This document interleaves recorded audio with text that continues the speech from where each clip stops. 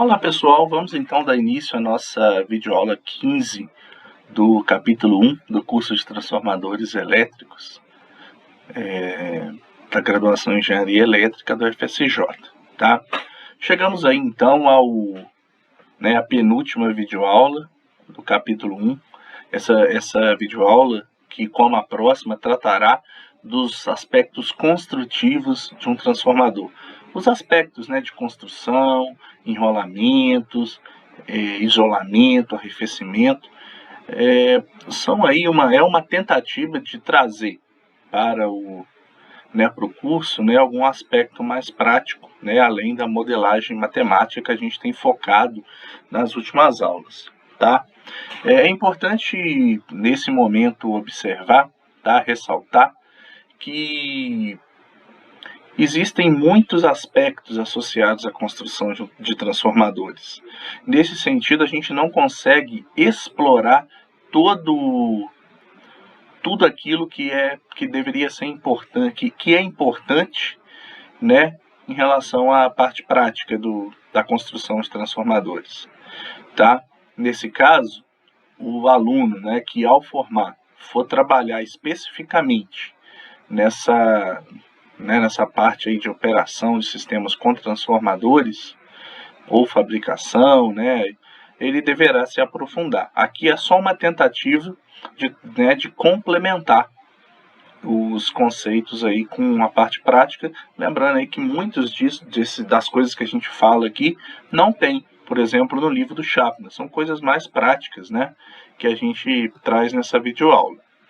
Os transformadores, basicamente, têm uma divisão em transformadores de força, que geralmente a gente refere aí como trafo, e que são aí aqueles transformadores de grande porte instalados em subestações, tá?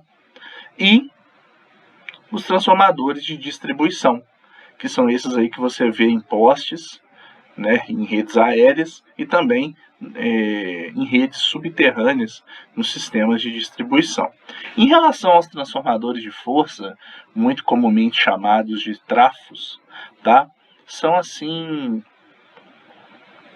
os transformadores encontrados nas extremidades de linha de transmissão. Bom, a linha de transmissão, ela serve aí, conforme a gente já falou na primeira aula, na apresentação do curso, ela justamente serve para fazer a transmissão de potência entre um sistema de geração ao sistema de consumo, aos consumidores, tá? Como a gente já viu, também nas aulas passadas, fazer transmissão de grandes blocos de potência a baixa tensão significa grandes níveis de perdas. Nesse contexto, a gente utiliza linhas de transmissão em elevados níveis de tensão, tá? E os dispositivos que fazem essa elevação e o abaixamento, a redução do nível de tensão são os transformadores instalados na subestação, tá? Então, os transformadores que estão lá são os transformadores de força, os trafos, tá? São, então, instalados em subestações elevadoras, tá?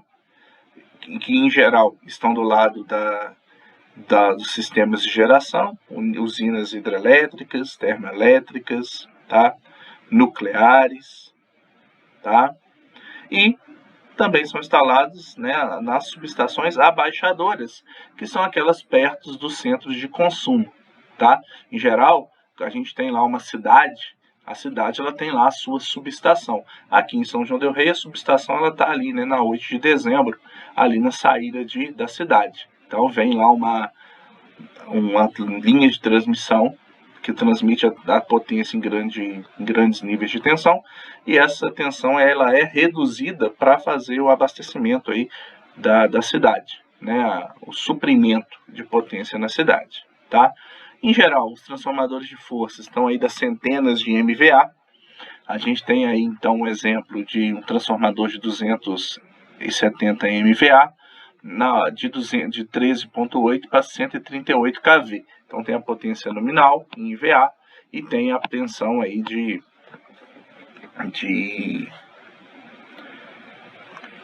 a relação de tensão.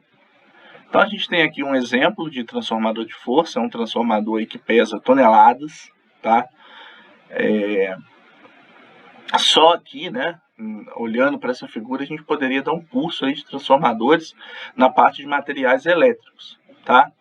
É importante observar que todas as figuras que são obtidas de livros e obtidas de sites, né, elas são devidamente referenciadas, né, eu não vou ficar toda hora falando, mas sempre que você vê ali uma referência em azul, é porque eu peguei ali de alguma referência externa, tá?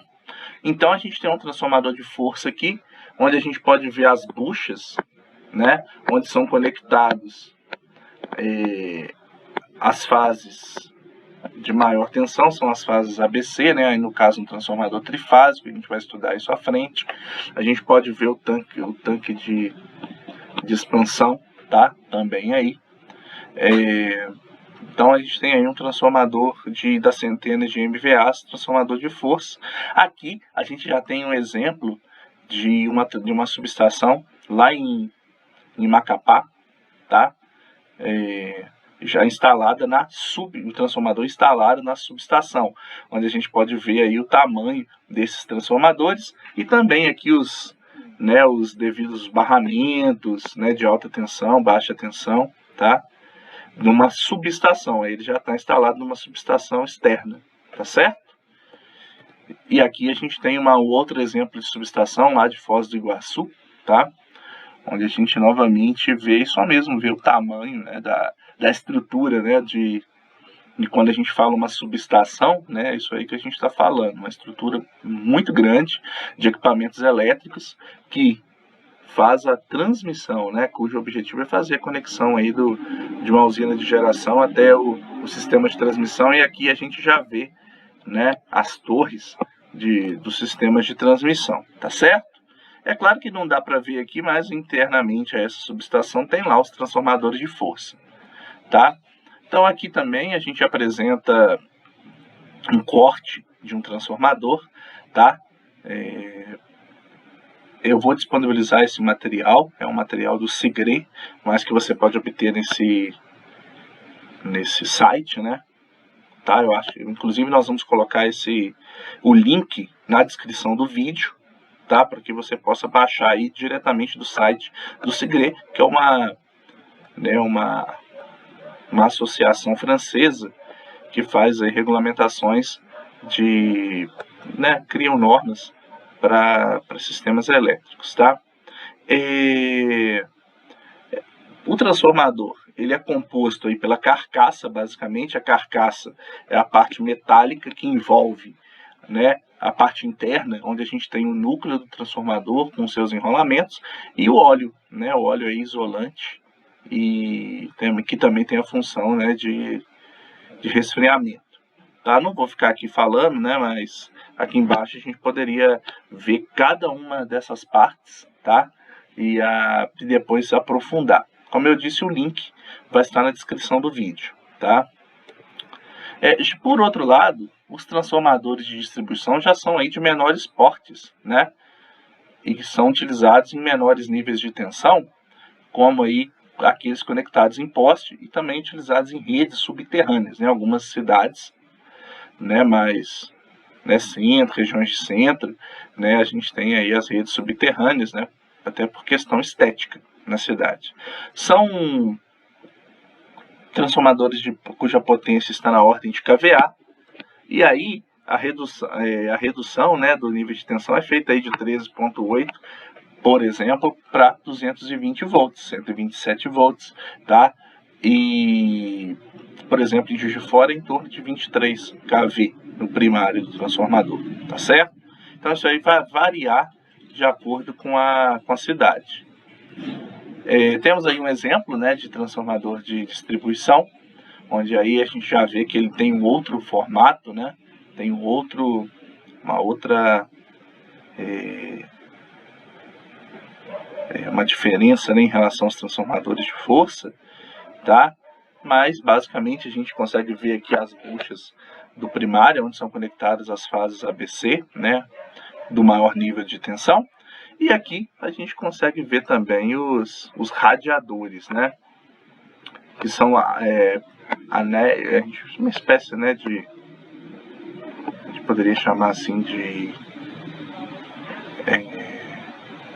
estruturas que permitem o resfriamento do transformador, tá?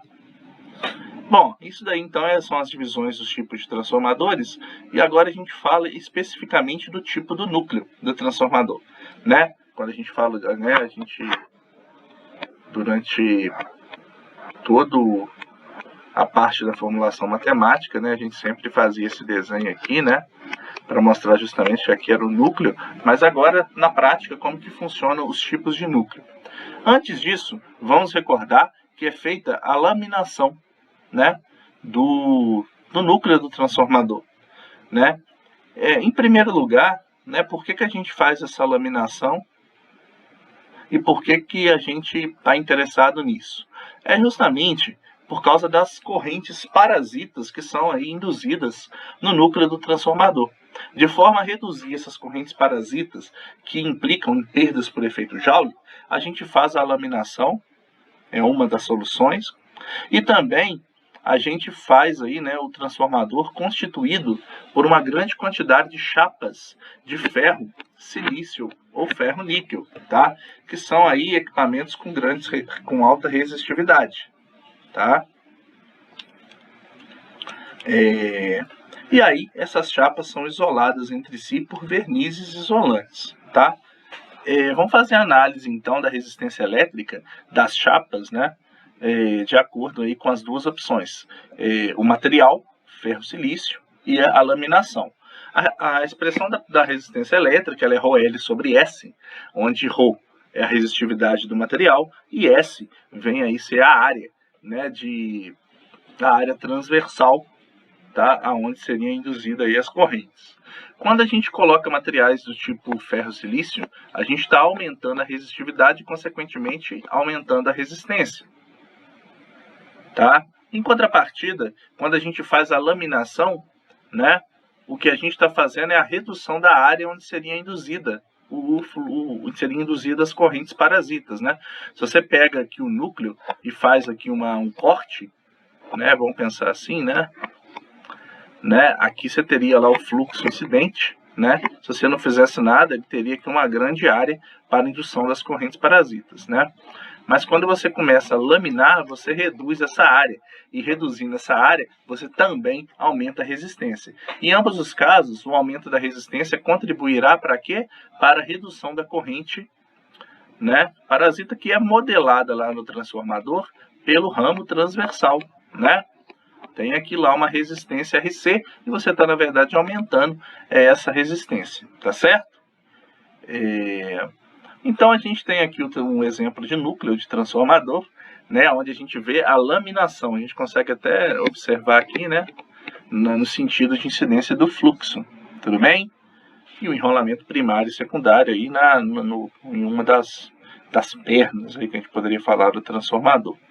Aqui a gente tem alguns exemplos de lâmina, né? Justamente a gente sobrepõe essas lâminas, né? A gente faz uma sobreposição dessas lâminas, né, para formar o transformador, né? E a gente vê aí basicamente que são chapas, né, de ferro-silício. Em relação aos tipos de núcleo, existem aí dois tipos: o núcleo envolvido e o núcleo envolvente, tá? Por enquanto a gente vai falar só das características dele, tá? Mas em sistemas elétricos aí eles têm uma aplicação que está associado ao curto-circuito, né? Um desses transformadores ele vai permitir que a corrente de curto-circuito não passe, né? Não transite de um lado para o outro, né? Tem aí uma análise nesse tipo que a gente não vai focar, e a gente vai focar simplesmente na constituição mesmo do transformador, tá? Tem então o núcleo envolvido, né? Os enrolamentos, né, eles envolvem o núcleo. É o caso aqui, a gente tem o primário e tem o secundário, e o os enrolamentos primário e secundário estão envolvendo o núcleo. Então a gente tem aí o que chama de transformador de núcleo envolvido, tá? E qual que é a vantagem quais são as características, né?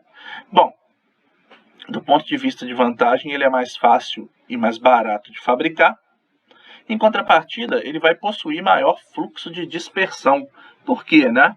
Olha, está mais fácil aqui ter fluxo de dispersão nessa situação. Você não tem, o núcleo ele é envolvido.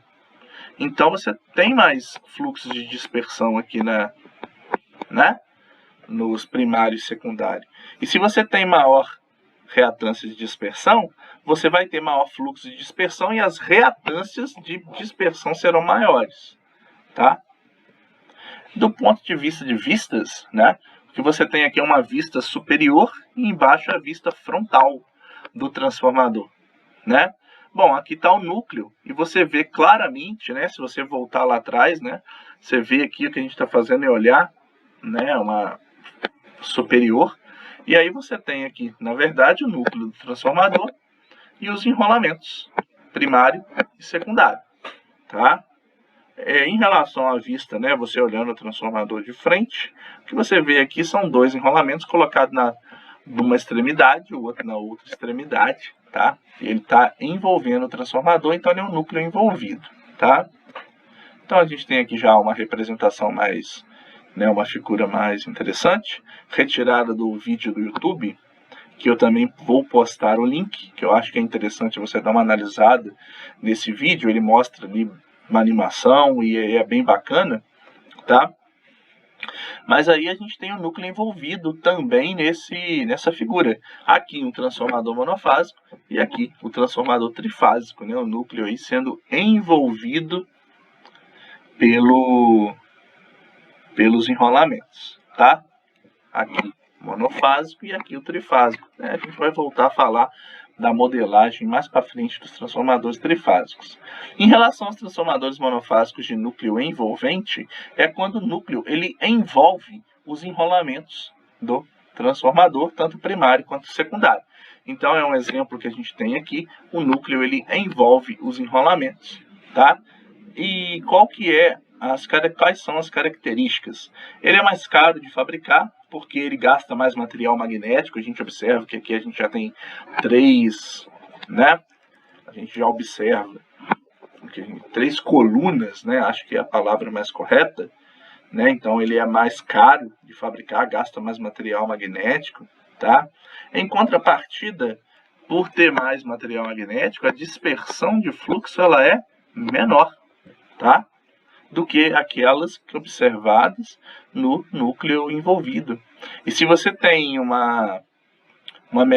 menor fluxo disperso, né, então a gente chega à conclusão que o transformador de núcleo envolvente ele possui uma reatância menor que a de núcleo envolvido, né? No caso aí, o núcleo envolvido ele tem mais perdas por dispersão de fluxo.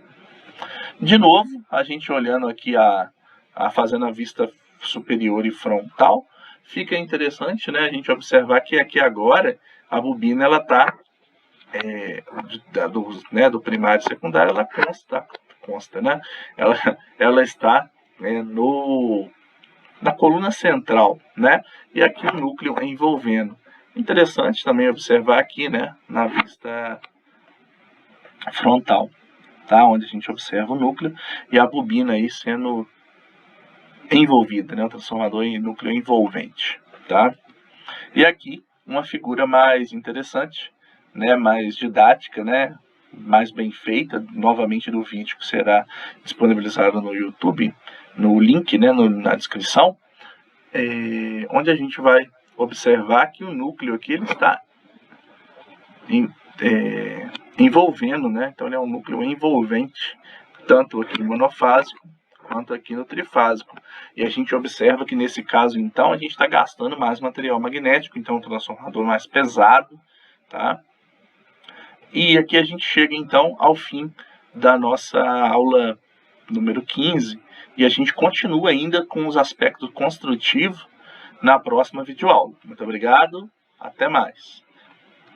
Fica resguardado também os direitos de voz e imagem. Agora sim.